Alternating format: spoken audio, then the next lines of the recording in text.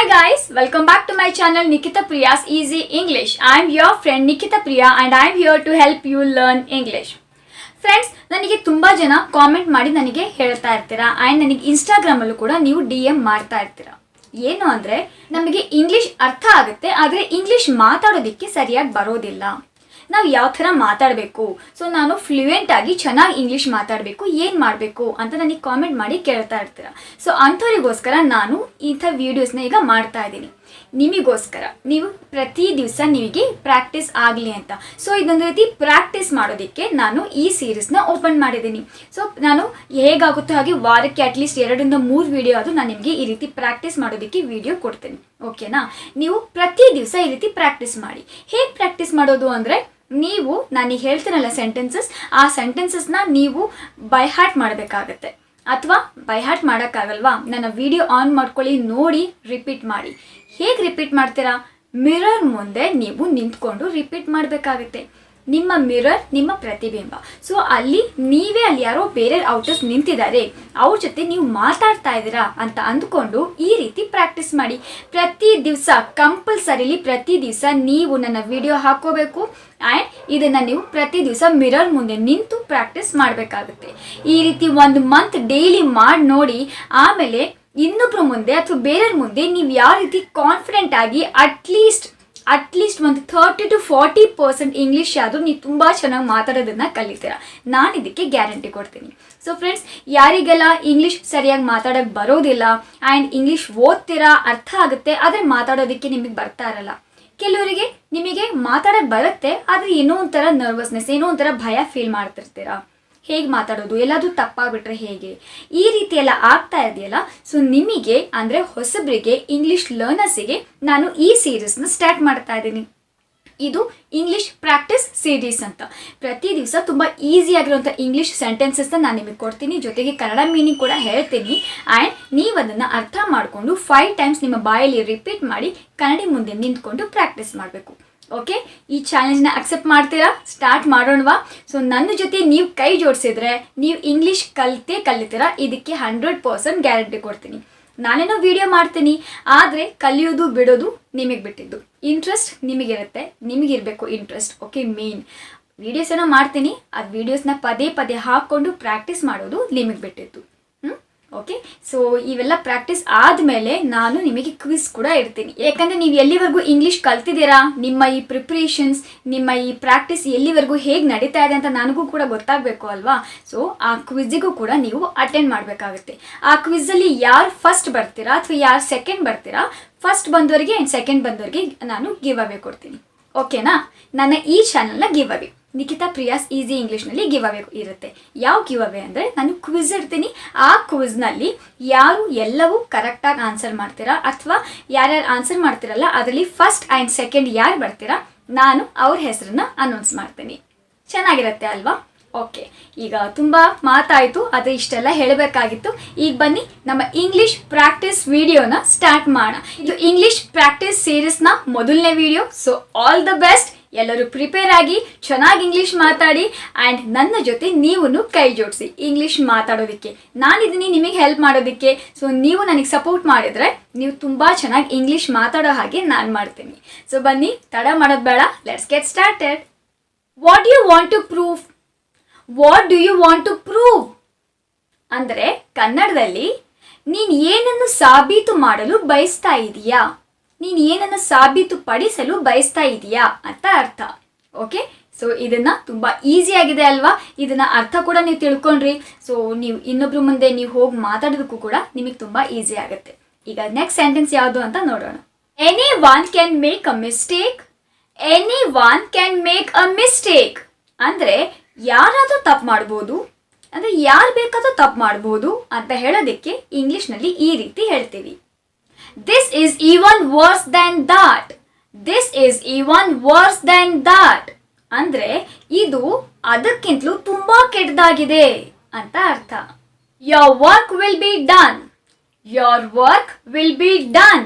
ಅಂದರೆ ನಿಮ್ಮ ಕೆಲಸ ಆಗುತ್ತೆ ಬಿಡಿ ಅಂತ ಹೇಳ್ತಾರಲ್ಲ, ನಿಮ್ಮ ಕೆಲಸ ಆಗುತ್ತೆ, ನಿಮ್ಮ ಕೆಲಸ ಮಾಡಲಾಗುತ್ತೆ ಅಂತ ಹೇಳೋದಕ್ಕೆ your work will be done. Please stay a little bit longer. Please stay a little bit longer ಅಂದರೆ ಪ್ಲೀಸ್ ಇನ್ನೂ ಸ್ವಲ್ಪ ಹೊತ್ತು ಇರಿ ಅಂತ ಅರ್ಥ. To be honest I don't know. To be honest I don't know ಅಂದರೆ ನಿಜ ಹೇಳಬೇಕು ಅಂದರೆ ನನಗೆ ಗೊತ್ತಿಲ್ಲ.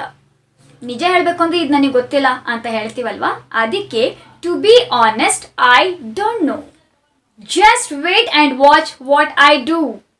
Just wait and watch what I do ಅಂದರೆ ಕಾಯಿರಿ, ಸ್ವಲ್ಪ ಕಾಯಿರಿ, ಆಮೇಲೆ ನೋಡ್ರಿ ನಾನು ಏನು ಮಾಡ್ತೀನಿ ಅಂತ. ಅಂದರೆ ತಡಿ, ನೋಡೀಗ ನಾನು ಏನು ಮಾಡ್ತೀನಿ ಅಂತ ಹೇಳ್ತೀವಲ್ಲ, ಅದಕ್ಕೆ just wait and watch what I do. Come what may I will go. Come what may I will go. ಅದೇನೇ ಆಗಲಿ ಅಥವಾ ಏನು ಬೇಕಾದರೂ ಆಗಲಿ ನಾನು ಹೋಗ್ತೀನಿ ಅಂತ ಅರ್ಥ. ಅಂದರೆ ಅದೇನೇ ಆಗಲಿ ನಾನಿವತ್ತು ಹೊರಗಡೆ ಹೋಗೇ ಹೋಗ್ತೀನಿ ಅಂತ ಹೇಳ್ತಾರಲ್ಲ, ಅದಕ್ಕೆ come what may I will go. He gave in easily. He gave in easily ಅಂದರೆ ಅವನು ಸುಲಭವಾಗಿ ಒಪ್ಕೊಂಡ. It is a matter of a few days. It is a matter of a few days ಅಂದರೆ ಇನ್ನು ಸ್ವಲ್ಪ ದಿನ ಅಷ್ಟೇ. ಈಗ ಇನ್ನು ಸ್ವಲ್ಪ ದಿನ ಈ ವಿಷಯ ಅಥವಾ ಈ ಸಿಚುಯೇಷನ್ ಇನ್ನು ಸ್ವಲ್ಪ ದಿನ ಇರುತ್ತೆ ಅಷ್ಟೇ ಅಂತ ಹೇಳೋದಕ್ಕೆ ನಾವು ಈ ರೀತಿ ಹೇಳ್ತೀವಿ. What does he do. What does he do ಅಂದರೆ ಅವನೇನು ಮಾಡ್ತಾನೆ ಅಂತ ಅರ್ಥ. What difference does it make. What difference does it make ಅಂದರೆ ಇದರಿಂದ ಏನು ವ್ಯತ್ಯಾಸ ಆಗುತ್ತೆ. ಈ ರೀತಿ ಕಾಮನ್ ಆಗಿ ಯೂಶುವಲ್ ಆಗಿ ಹೇಳ್ತೀವಲ್ವಾ, ಏನಾದರೂ ಆದಾಗ ಅಯ್ಯೋ ಇದರಿಂದ ಏನು ವ್ಯತ್ಯಾಸ ಆಗುತ್ತೆ ಅಂತ ಹೇಳೋದಕ್ಕೆ ಇಂಗ್ಲೀಷ್ನಲ್ಲಿ ಈ ರೀತಿ ಹೇಳಿ. There was no option. There was no option ಅಂದರೆ ಇದನ್ನು ಬಿಟ್ಟು ಬೇರೆ ಆಯ್ಕೆ ಇರಲಿಲ್ಲ, ಇದನ್ನು ಬಿಟ್ಟು ನಮಗೆ ಬೇರೆ ದಾರಿ ಇರಲಿಲ್ಲ ಅನ್ನೋದಕ್ಕೆ, ಅಥವಾ ಇದನ್ನು ಬಿಟ್ಟು ನಮಗೆ ಬೇರೆ ಆಯ್ಕೆ ಇಲ್ಲ ಅಂತ ಹೇಳೋದಕ್ಕೆ ಇಂಗ್ಲೀಷ್ನಲ್ಲಿ ಈ ರೀತಿ ಹೇಳ್ತೀವಿ. He fulfilled his dreams. He fulfilled his dreams ಅಂದರೆ ಅವನು ತನ್ನ ಕನಸನ್ನ ನನಸಾಗಿಸಿದ ಅಂತ ಅರ್ಥ. Forget whatever happened. Forget whatever happened ಆಗಿದ್ದೆಲ್ಲ ಮರ್ತು ಬಿಡು ಅಂತ ಹೇಳೋದಕ್ಕೆ forget whatever happened. Getting this much angry is not a good thing. Getting this much angry is not a good thing ಅಂದರೆ ಇಷ್ಟೊಂದು ಸಿಟ್ಟಾಗೋದು ಒಳ್ಳೆಯದಲ್ಲ. ಇದು ನಾವು ಯೂಶಲಿ ರೆಗ್ಯುಲರ್ ಆಗಿ ಡೈಲಿ ಲೈಫಲ್ಲಿ ಯೂಸ್ ಮಾಡೇ ಮಾಡ್ತೀವಿ ಅಲ್ವಾ. ಸೊ ನಿಮಗೆ ಡೈಲಿ ಯೂಸ್ ಮಾಡೋದಕ್ಕೆ ಸೆಂಟೆನ್ಸಸ್ ಕೂಡ ಕಲ್ತಾಗಾಯಿತು. Be happy with what you have. Be happy with what you have ಅಂದರೆ ನಿನ್ನ ಬಳಿ ಏನಿದೆಯೋ ಅದರಲ್ಲಿ ಸಂತೋಷವಾಗಿರು. ನಿಮ್ಮ ಹತ್ರ ಏನಿದೆಯೋ ಅದರಲ್ಲೇ ಸಂತೋಷವಾಗಿರೋದನ್ನ ಕಲೀರಿ, ಜಾಸ್ತಿ ಆಸೆ ಪಡಬೇಡಿ ಅಂತ ನಾರ್ಮಲ್ ಆಗಿ ಯೂಶುವಲ್ ಆಗಿ ದೊಡ್ಡವ್ರು ಹೇಳ್ತಾ ಇರ್ತಾರಲ್ವಾ. ಆ ಸಂದರ್ಭದಲ್ಲಿ ಈ ಸೆಂಟೆನ್ಸ್ ನೀವು ಕೂಡ ಇನ್ನೊಬ್ರಿಗೆ ಹೇಳ್ಬೋದು, ಅಥವಾ ನೀವು ಇದನ್ನ ಹೇಳ್ಕೊಂಡು ಅರ್ಥ ಮಾಡ್ಕೋಬಹುದು. I recognised his voice. I recognised his voice ನಾನು ಅವನ ಧ್ವನಿಯನ್ನು ಗುರುತಿಸಿದೆ. ಅಂದರೆ ಅವ್ರ ಧ್ವನಿ ಎಲ್ಲೋ ಕೇಳಿದ್ದೀವಿ ನಾವು, ಸೊ ಅವರ ವಾಯ್ಸ್ ಕೇಳಿದ ತಕ್ಷಣ ಈ ವಾಯ್ಸ್ ನಾನು ರೆಕಗ್ನೈಸ್ ಮಾಡಿದ್ದೀನಿ, ಅಂದರೆ ಈ ವಾಯ್ಸ್ ನನಗೆ ನೆನಪಿದೆ, ಎಲ್ಲೋ ಕೇಳಿದ್ದೀನಿ, ಅಥವಾ ಈ ವಾಯ್ಸ್ ನಾನು ಗುರುತಿಸ್ತೀನಿ ಅಂತ ಅರ್ಥ. You have crossed all the limits. You have crossed all the limits ಅಂದರೆ ನೀನು ಎಲ್ಲ ಮಿತಿಯನ್ನು ಮೀರಿದೆಯಾ, ಮಿತಿ ಮೀರಿದೆಯಾ ಅಂತ ಹೇಳ್ತಾರಲ್ಲ, ಆವಾಗ ಇಂಗ್ಲೀಷ್ನಲ್ಲಿ ಈ ರೀತಿ ಹೇಳಿ. I can't support you.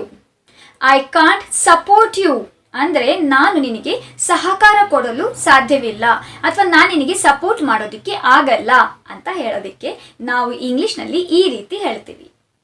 Come to the point. Come to the point ವಿಷಯಕ್ಕೆ ಬಾ. ಕೆಲವರು ಏನಾದರೂ ಸುತ್ತಿ ಬೆಳೆಸಿ ಏನೇನೋ ಮಾತಾಡ್ತಿರ್ತಾರೆ, ಕಮ್ ಟು ದ ಪಾಯಿಂಟ್ ಅಂತ ಹೇಳಿ, ಅಂದರೆ ನೇರವಾಗಿ ವಿಷಯಕ್ಕೆ ಬಾ ಅಂತ ಹೇಳೋದಕ್ಕೆ come to the point. I found him a very interesting person. I found him a very interesting person ನನಗೆ ಅವನು ಆಸಕ್ತಿದಾಯಕ ವ್ಯಕ್ತಿ ಅಂತ ಅನ್ನಿಸ್ದ ಅಂತ ಹೇಳೋದಕ್ಕೆ ಇಂಗ್ಲೀಷ್ನಲ್ಲಿ ಈ ರೀತಿ ಹೇಳಿ. You always create problem.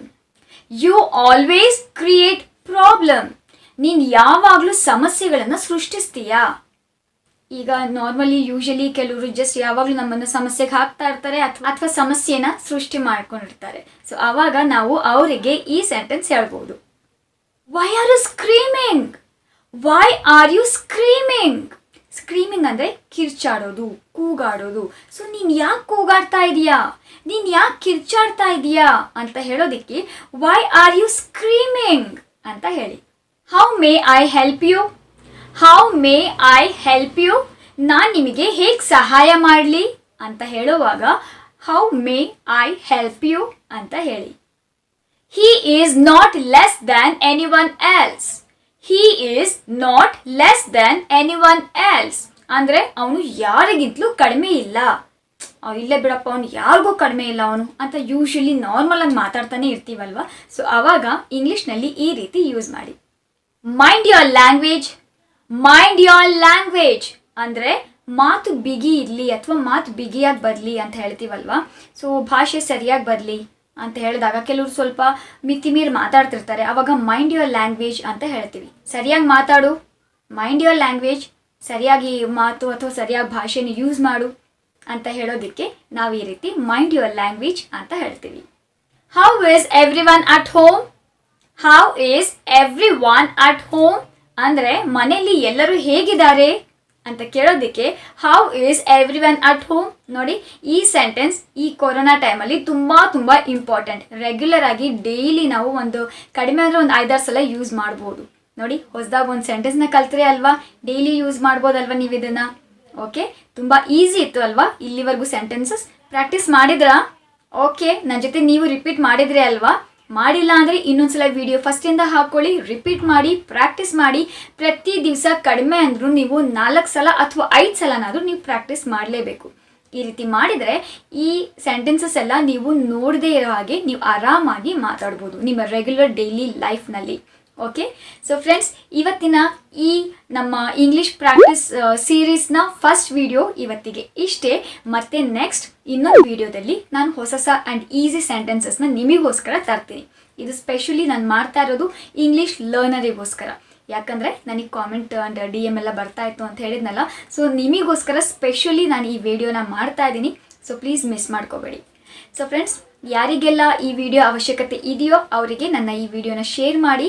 And ನನ್ನ ಈ ವಿಡಿಯೋ ಇಷ್ಟ ಆಗಿದ್ರೆ ಲೈಕ್ ಮಾಡಿ, ನನ್ನ ಚಾನಲ್ನ ಸಬ್ಸ್ಕ್ರೈಬ್ ಮಾಡಿ, ಪಕ್ಕದಲ್ಲಿ ಬೆಲ್ ಐಕಾನ್ ಕಾಣುತ್ತೆ ಅದನ್ನು ಪ್ರೆಸ್ ಮಾಡಿ.